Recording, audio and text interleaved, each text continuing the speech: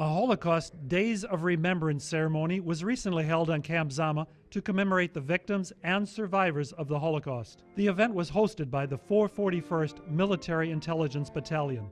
The intent was simple. It's a remembrance. 70 years ago is a long time, and there are many people who are not historians, and they don't understand the significance and the major impacts that this event had on the world, the future of the world. 12 million people, killed during the Holocaust, and this is an opportunity for us not to just remember, but to educate some of the younger crowd on the significance of the Holocaust and the atrocities that were committed during that period.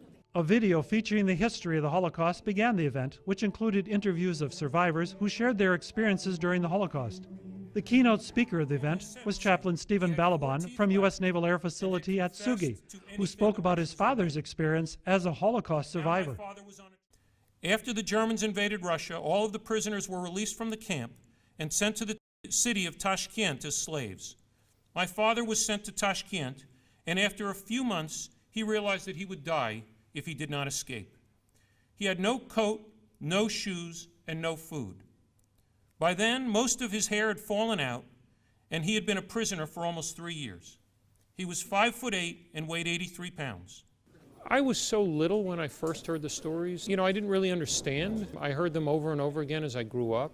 And it really wasn't until I was a teenager that I began to understand just how difficult and how dark that time had been for him and for the rest of his family. Most of his family died. But it also made me realize how fortunate I was and how lucky that he had made it and that he came to America, and that it gave me and my sister a chance for a much better life, and it allowed us to be part of a country that made life better for people around the world.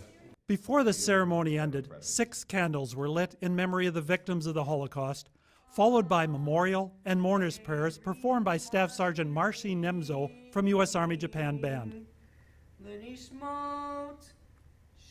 Reporting for U.S. Army Garrison Japan Public Affairs, this is Kevin Kraitzarek.